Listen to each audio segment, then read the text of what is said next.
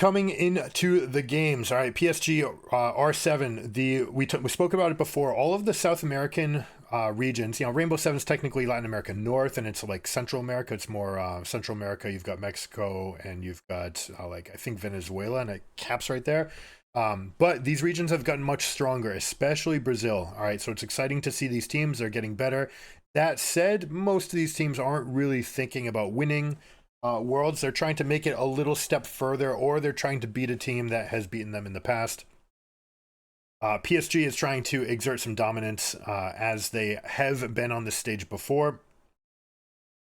And they have done really well, and that's been with substitutes, right? PSG has had to play with substitutes because of COVID restrictions and travel restrictions in the past, but it looks like they have their full roster. They did swap out a couple players. We have the same thing from Gigabyte Marines, who are also trying to make it for the first time to really make that impact and get into the qualifying round, into the knockout rounds. They have been a team that has shown the possibility of playing really well. All right, they have shown that ceiling going all the way back to Levi's Nocturne Jungle with Galio. They innovate, they play high tempo. It's really exciting. It's fun to watch. They get a lot of fans. So hopefully we get good showings, and I'd like to see these minor regions show out. And honestly, I think that Brazil deserves a second seed. I think Turkey, Brazil, I think these teams actually deserve more seeds before NA deserves to have a fourth. And I do get it why they have Europe versus North America, because there's a rivalry that North America can claim, but it's kind of like Red Sox Yankees for 80 years. It's been pretty one-sided.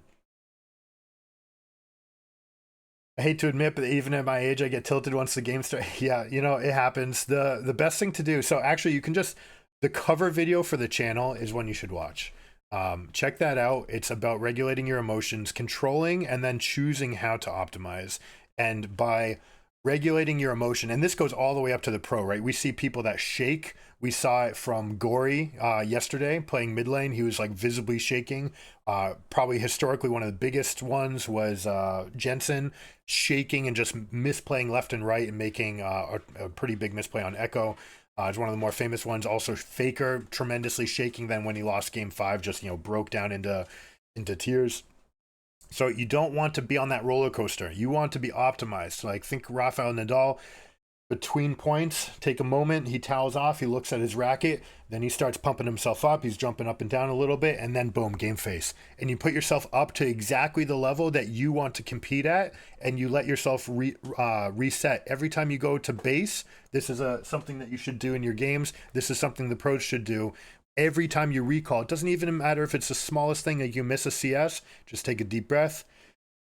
Train your stress response to be that, and you'll be able to regulate back to your baseline, and then you'll be able to optimize for the moments that come up. So anyways, let's get down into the game. PSG versus R7. R7, let's see if they can overachieve again, show out. Their bot lane is actually playing super impressively right here. One thing that people don't realize about Ezreal is how strong his level 1 is.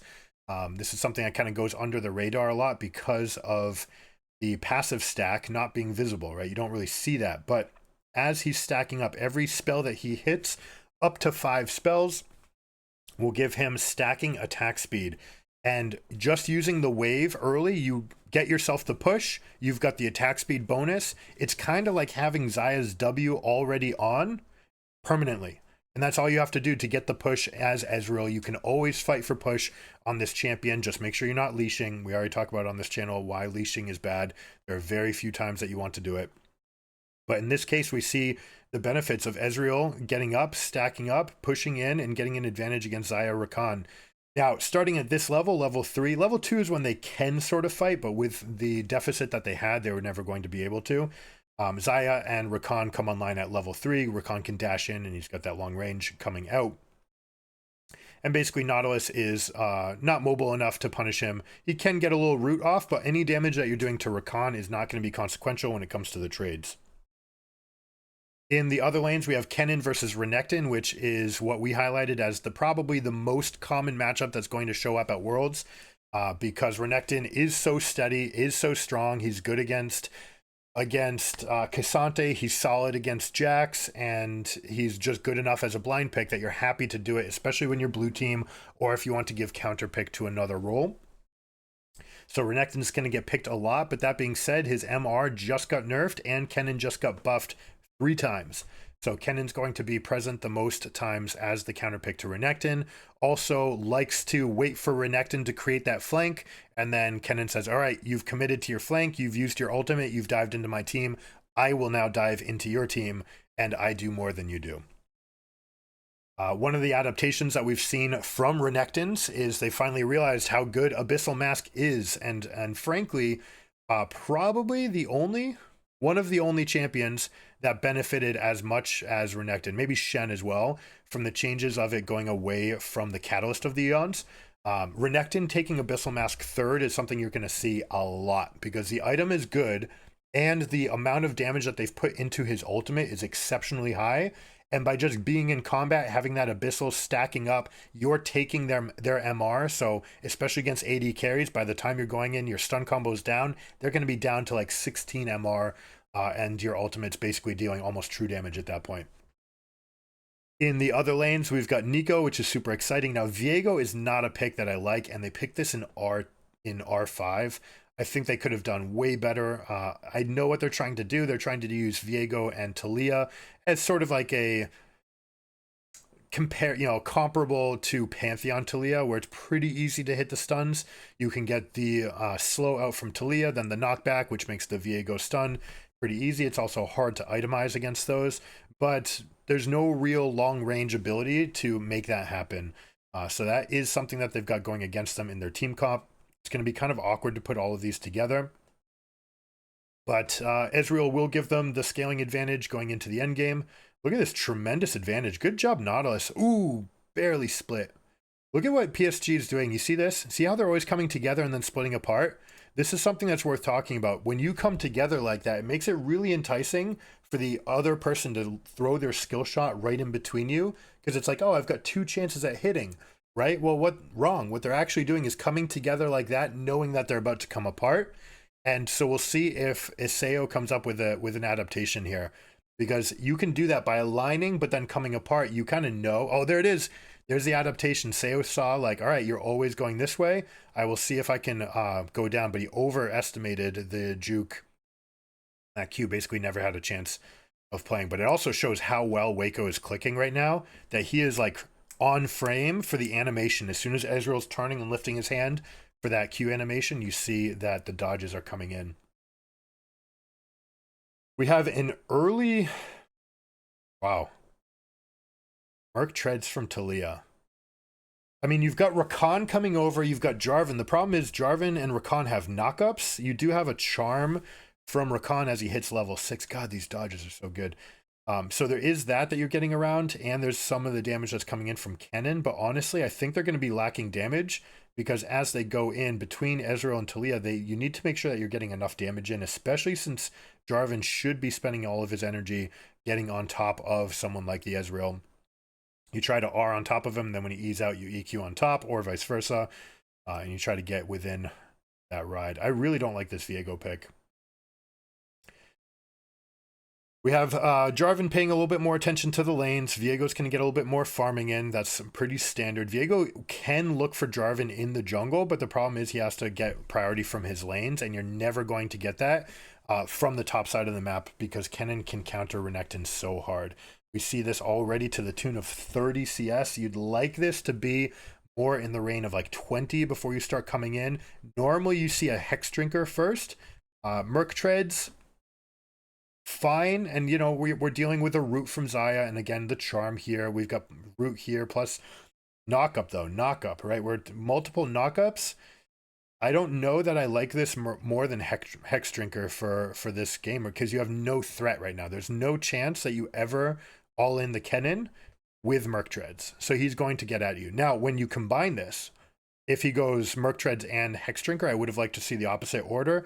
But once you have Hex Drinker, then you do have enough damage. The problem is by then we might be looking at, with this tremendous lead, we might already have a Hextech Rocket Belt. And it won't matter, right? You won't be able to get that gap closed. Kennen can choose whether or not he's going out, what's going to happen. We see the first rotation of the game for Herald, pairing with Taliyah bottom. I'm going to pause for a second. This is something that very common you're going to see, that they leave AD carries in the bot lane and they send 4 people over. Especially if you think you're going to win, you send the 4 people over to secure this, and then you leave the AD carry because you force the other team into a bad spot. Do you send 4 and lose? Do you send 5 and then you leave the AD carry alone? What they're actually adapting, and which I'm super happy to see, the only thing that could be slightly better is this should be Renekton, not Taliyah, because Taliyah can bounce waves against Kennen. Renekton can all-in Xayah much more effectively. So what you're supposed to do in this situation is get Renekton into the bot lane, Taliyah into this, you send your other 3 champions to mid, you get Prio, then you slide over towards the Herald, then you have your teleport available. What I imagine is happening is they're saying, hey, we don't actually have Renekton's teleport available. That's why we're putting Taliyah in the bot lane, so that she can teleport and still be part of this fight. An engage happens, and we see the Taliyah ult. Let's see if the ult comes across and walls them off. You see Xayah already coming into range as well. So this is a huge macro win, right? This is the effect of the play. Boom, highlighted right there.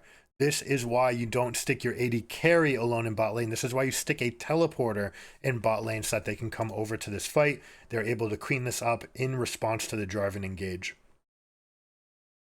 Jarvan is very susceptible to teleport plays because once you cast EQ, you're committed. And at that point, what are you going to do? Rather than continue the fight, you just kind of have to take what you can get, try to get 3 kills, go from there. Sayo with a little bit of an overstep, and he put his E on cooldown. Not giving credit to Kennen for already being there. Very loose play, and that's too bad because R7, movie star R7, that was a fantastic macro play followed by a blunder. And it's too bad because I would love to see them take that and consolidate the victory into a really good play. So here it is again. Xayah realizes, all right, I can't stay against a mage, right? This is the reason marksmen can't go mid, because they lose to mages at level 6 and 7. And so Xayah starts rotating over, but it's not in time, right? There we go. Taliyah's already got a 2-man knockup. Nico blanks on the ultimate. So good. Beautiful macro play. And this is just a fumble. And this is too bad because this was blue buff, red buff Ezreal. This is why you don't want to keep your AD carry around with a solo laner. There's too much of a lane experience discrepancy. Oh, I realized I'm on the wrong one. Here we go.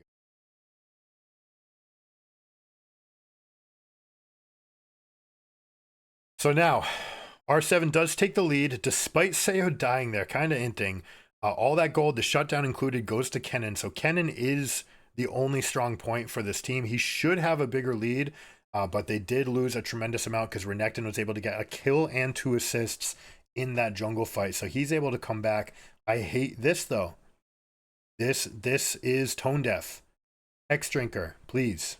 This is the way that Renekton can counterplay against Kennen. It gives you the potential to all in while not taking very much damage from poke. Like, look at this amount right here.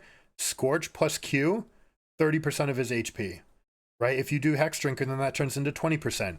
And there's that many more iterations of poke and trade cycles that you can survive, and you can deal more damage. Not just that, but in this game, as good as Gore Drinker is on Renekton, there's nothing wrong with rushing Maw Malmortius in this game, right? You look at the total amount of magic damage around here, especially who's going to be hitting you. Yes, there's going to be some Xayah, but Jarvan's not trying to EQ you. Absolutely not, right? He's trying to get onto carries, especially Taliyah and Ezreal. So he's basically not dealing any damage to you. It's only Xayah. So I would have preferred to see Hex Drinker here and then Gore Drinker after. All right, PSG, they get the lanes pushed. They get into this side. Viego's up in top side, which means that PSG is able to take Dragon for free. We'll see what they turn this into. You see the amount of wards that they put down to lock themselves into this position. This is Prio, right? They got here first. They were able to push waves. They controlled vision. Even though there's 2 remaining wards here that, could be teleport wards, the timers are down. So there's no real threat of any kind of fight. So they don't need to commit more people. Some of the windows that PSG are going to be looking for is Kennen to hit 11 specifically, because he's so springboarded. He should hit about a wave ahead of Nico, maybe a wave and a half ahead of Nico. He should hit that 11. Once he hits 11, he is absolutely a terror in these fights. and there's not really anyone to peel him. Support Nautilus does not have the HP pool. He won't be able to contest, and we also see all this extra plating going down for the Kennen. If you're playing on live, let me know in the comments what you think about desynced patches. If you like that you're playing on 1320, which is a completely different game than Worlds, or would you rather be playing on the same patch? If I can quote Sneaky and Double Lift and Meteos, it's like, why? I make this complaint every single year, and it falls on deaf ears. And I'll just reiterate again, they think half the people are happy with Worlds and half of the people aren't, and so the half of the people that aren't are going to be happy playing on a new patch. But then these people all suffer. Like, we want to play like the pros. We want to be able to emulate what they're doing. We don't get a chance to do that. I can't believe that they didn't even let it last through like play-ins plus a week. Why not let us have play-ins plus a week so we can at least copy them a little bit? Anyways, is what it is. So now let's see. PSG has evened up. We've got 11s from both of the solo laners. Renekton is not there, but he will get there after this wave. Kennen might use his ultimate here, although he'd much rather keep it for this team fight, especially with the Herald coming up in 70 seconds. He wants to come over for that. Also, he'd like to get it for Herald for sure because of the desynced timer on Dragons. He'll have his ultimate up again. We'll see if we get teleports. Kennen's backing up, trying to teleport. Renekton's going to try to dive to stop the TP, but it means that he should die here. You see up on the minimap, Kennen's engaging on Renekton. We saw this yesterday with people trying to stop recalls into losing matchups. Yes, you can do it, but at what price? Like, congratulations, you stopped the recall and they 50-50 the fight, but now you've chunked yourself out by 80%, and Kennen gets to absolutely crush you. He's going to take the rest of this turret without much, because he knows where the other 4 people on the map are. The one thing that does accomplish is Kennen's ultimate is not going to be up for Herald, so we'll see if there's any kind of split that they try to take advantage of. I might expect Kennen to come down to bot lane and go for the push here, and they might send Zaya over for the rest of the team. Let's look at the beginning of this gauge. We've got EQ. Kennen, of course, you can teleport to the flag from Jarvan. But because it's canceled, yeah, it looks like he was trying to come over here, which makes sense. That the threat of the teleport is often... Oh, you know what? It was Maple and Kennen. They both teleported to the same... I actually didn't catch where Kennen was going, but Maple was definitely there. The fact that you have 2 people teleporting and the fact that you have an animation going, everyone's going to have to stress over it, right? You have to wonder who's coming in, what do I have to think about? It's very hard in the moment. You normally have to pre-plan that. You have to tell your team, don't worry, you can take this fight. I can stop his teleport. And only if you have that preempted, then you can go for that fight with confidence and you don't waste any movements. But that little delay, that 3-second window where you're just not sure whether or not they're coming or they're not coming, who's coming, and worst case scenario, you think it's covered and then they end up coming in anyways, then you have those bad situations. PSG punishing another overstep here by Seo. It's too bad. Seo was playing super aggressively in lane and he got himself an advantage, but this same aggressive setup before you have Manamune is usually not going to be a good option. This is one of Ezreal's weakest moments. Yes, he got a lot stronger once he got Triforce, but still relative to everybody else in the game who's going to be hitting level 11s. Plus you have a higher damage spike from Kraken Slayer. Means that you are always at risk every time you step up, and he kind of put himself into a bad spot again. Scaling wise, Viego is a hyperscaling threat. The problem is Viego and Ezreal do not really play well together, because with Viego, you tend to want someone like Jinx where both can just want to commit, because if either one of them dies but the other one gets a kill, you're going to start sparking that reset chain. And that's why those 2 champions work together so well. Whereas Ezreal and Viego, not quite as much, because Ezreal's always sitting on the edge of the fight. He never wants to die. He wants to be the last one alive. He wants to end the game with 0 deaths in many cases, or maybe 1. And so since he's not willing to int, that's where you get that sort of dyssynergy with the rest of the comp. It's fine. It's a strong champion on the patch, especially... Oh, boo. Nice job with... cutting them off. Talia actually zoning their own teammate away. All right, PSG's kind of taking over. But yeah, you see like Talia, dive in with the wall. Renekton, dive in. Viego, dive in. Nautilus, dive in. Everyone int for a death. But then you've got Ezreal. This is desynergized on the team comp. This is going to force them into tough situations where they're going to have to decide one or the other. And it normally comes off to a big price to pay once you get into these big team fights. Unless you can somehow funnel Ezreal to get super far ahead, but we just don't see that here. He's not even on Manamune, and you never get that on Ezreal, right? Ezreal's not strong until 21 minutes. If you're playing well, you can make it 19. Beautiful little hidden engage there. You see the order of operations. Flash proto bout, so you get in there, get the full knockout. Oh, look at this Talia wall. I wonder if they thought that they could allow Nautilus to come over the back and Viego to ult over the wall. This game's going to be tough to come back from. Yeah, I'm the same. It should be on the same patch. We should be playing on the same patch, at least for a week. At least give us all of play-ins and a week of Worlds, right? The actual main draw. I want to see these people, what can they do, right? Cassante is going to be all over this tournament, and Cassante is a different champion on live. The jungle is the most important role in the game at Worlds. Jungle is completely different in live. I don't get it. I really actually despise it. I think it's such a tone-deaf maneuver, and it just shows, you know, on top of the fact that they don't give us a functioning practice tool, that they don't give us Chrono Break, they're tone-deaf. They think that they have to appease the casual player base. And I get it. I get what they're trying to do. They're like, all right, competitive people will be sated by competitive play, but we want to idolize, we want to emulate, we want to see people make plays and then try to copy it in our games. And they constantly deny us the privilege or opportunity to do that.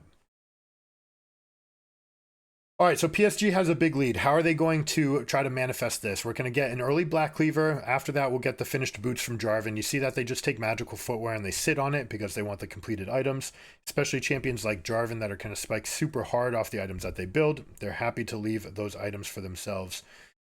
Nico getting close to Zhonya's, so we're getting very close to these 2-item spikes. Also, Ezreal's going to be here. If there is a window for R7 to fight, it's going to be if any of them can get second items completed. Now, Ezreal doesn't really count. Manamune does not count as a completed item until you actually stack it completely. And because we had I believe it was a Doran's Blade start, he's not going to ever have access to that in time. The only way to get that before 20 minutes is to start tier, but then you don't get to play the lane aggressively the way he did. So there's a pro and a con to that sort of style. What you absolutely get something back if you start tier. You'd have a spike right now, but you don't. You got to play stronger in lane, and you got a better gold advantage, better backs, and that sort of built itself into its own advantage. You finished the items faster. It also means that he's going to be closer to Ravenous Hydra or Cyrilda's. Most times these Ezreals are going to go Cyrilda's third and Ravenous fourth. I think it's often a mistake. Ravenous, especially when you look at these mid games, compared to Manamune, if you just turn that Caulfield's Warhammer, hold on, we've got to play. People going in for an engage, gets the R off. Oh, we got multiple sides. Jarvan taking it. Yeah, PSG just realizes they're stronger, so they're going to flex their gold everywhere. Big knock-up for Peel on Rakan. They're going to try to make plays on both sides of the map, but they don't have Kennen because he has died, but they are able to clean up here. I'm intrigued how Kennen died. I didn't actually see it. Was it in bot? They were trying to make this play here?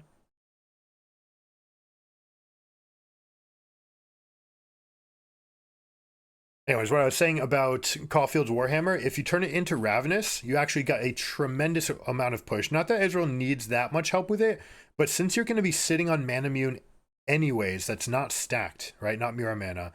That item is fairly worthless, and you don't want to spend any time with it. Let's check out the dive here. Good job with the clone. Here we go. Maybe a little bit early. Would have liked to take the aggro. All right, good play jumping over. Oh, this is an overkill. Okay. This is fine going in for this play, but you're going into the darkness and you're going into Renekton cooldowns. You're taking away your advantage. I like the idea. The concept is okay, but you have to do it in response to Renekton already having spells down, and that was just not the case right here. All right, cooldowns are coming back up. Rakan's going to have the opportunity to turn back in. Nautilus misses, and they get that kill, yep. Have to be very, very careful with those cooldowns coming back up. As they're coming in, they're doing this in their head. Who's going to have the cooldown? Who comes up first? When do we win this, right? And they're literally doing a countdown at this level, right? When you're talking about pro-coordinated teams, they're thinking about item cooldowns. They're thinking about important ability cooldowns. What have they seen go down? And they're trying to exploit those windows.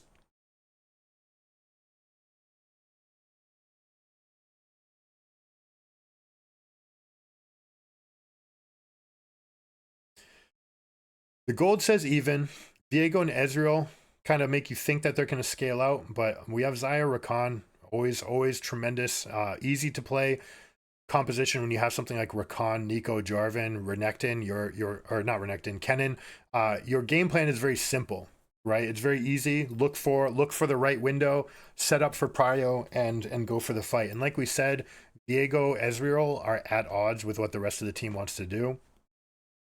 So ease of execution is going to be in the hands of PSG. They don't have a tremendous advantage, but they will have that going for them as they go for the rest of this game. So what you're going to see from this point on is constant mid pressure. You are never going to see people go to the side lanes. They're always going to be fighting for that mid lane and fighting for these middle bushes. That's because if you control this area, right, the side just on the opposite side of mid, but in the middle of the lane, if you can get waves there, or if you can keep vision there, then you get to see the enemy team as they're transversing the map and coming across whatever they're doing. You see Nico using a little trick right here. She's putting her clone out and then casting recall with the clone. The spectator is not showing that, but by doing the recall animation, you actually get to keep the clone alive for 7 seconds extra as they do that full animation. And it's a trick that they use to keep vision in bushes for longer. This is something that is basically, I mean, you can use it in your solo queue games as well. Let's see this engage. Waco is very difficult to get into. You see this control ward here? Game-winning control ward. As the fight drops, you immediately put that ward in that bush. You see the lockdown onto Ezreal. Ezreal has to E out. Nico is able to immediately cast the E, and this should be enough to demolish the base. They can consider an end with 23 seconds on Viego and Nautilus being the only person here. They can absolutely consider ending here, but they have allowed the minion wave to take aggro. You'd like to actually tank this. You want Jarvan to come up, use his shield, and then use Rakan shield as well to stack those shields up so you can preserve the wave, and then you can go for more base structure damage because you've got 5 versus 2, and you can go for an end. That being said, this is also a checkmate play. The problem is that it's Hextech app, all right? Because it's Hextech, you're going to see them back on the map. We'll take a moment. We're actually going to pause the video. What is everyone's job here? How should this fight play out? You see Kennen's teleporting, so that kind of already gives you an answer what's going on. But what is everyone's task at hand? Who's going to win this fight? What do you guys think? The important factor, like we said, is the Hextech map, which means everyone's going to get here in time. The problem is even though we have Talia teleporting to this ward, which is a fantastic one, she's absolutely going to corral them in. You're going to have the opportunity for everyone to get in, but like we said, we're going to have this issue with Ezreal where he's not going to want to dive in to deal the max damage. You're going to have to find a way to get vision in here. Probably means Viego inting into the pit. Nautilus does have access to his flash. He'll be able to cast his R. So is this enough? Shooting fish in the barrel. The answer, I think, is because of how late Ezreal is, because he was the last one to die, he's not quite going to get here in time. Plus, everyone's collapsing, and it looks like this is not on a control ward, so they won't see it. If you guys didn't know this, teleports on normal wards, on structures, on minions, do not get shown on the minimap. But if you teleport to a control ward, it does. All right, you can see the animation on the side of your screen, even in Fog of War. So it looks like they do not know that Kennen's coming in. They're going to be rushing to contest this. I like the play, even though it's going to be a losing play from R7. All right, they're committing. The best chance you have of winning this game is to commit to this fight. Try to flip a coin, even though it's weighted against you. Try to out-execute. Go for the big Viego resets, especially if you can get someone with crowd control abilities, or if you can get Xayah dead at the start of the fight, because then you can go and deal that big shot AoE damage. with the continuation. Ezreal does get to contribute. Here we go. We see Rakan putting the shield out. Viego goes in, and yep, you see, it's syncopated. Again, it's like, are we in? Are we out? Ezreal's not quite here. Nautilus is thinking about flashing in. Viego ulted in, but then opted to flash out rather than go for the fight. And now you have Bong going in on Renekton, and he's probably just going to die here. No, he opts to back out. That's fair. He needs to back out. If he tries to go straight in, he does die. And I guess this is why we have the answer why he didn't go for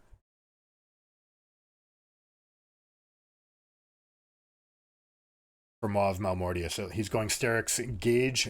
Those are unique passive abilities on those items. So if you get Sterix, you can't go Maw and you can't go Hex Drinker. Ooh, Junja, pretty deep. Jarvan EQ into R. He can keep himself alive. He's got the stopwatch. They're looking to pick this fight. Look at this flank from the Nico. She decides to take the passive approach, putting the clone in first. Rakan gets in with the ultimate. They're able to get Ezreal, and they opt for the safe approach. I don't mind the safe approach here. Again, you've got Baron. You don't need to take the big coin flip fight. Yes, you would have won if you had committed, probably. There is still going to be an element of execution, but by backing out and just saying, all right, we're pretty healthy here. We've got the supers channeling in, flowing through mid lane, and we've got the level advantage. We've got the gold advantage. We can just kind of sit back and wait for a little bit more controlled of a situation and then go for it. R7 can't allow this bleed out to happen, so they're going to have to look for a fight. Normally, you're looking for Renekton to try to find a flank angle, but because the supers are already pushing in mid, you've got that constant flow of vision. Hex gates could have been used by someone like Renekton to try to get behind them. And again, like I said, if you're losing like this, your best option is to commit to the fight.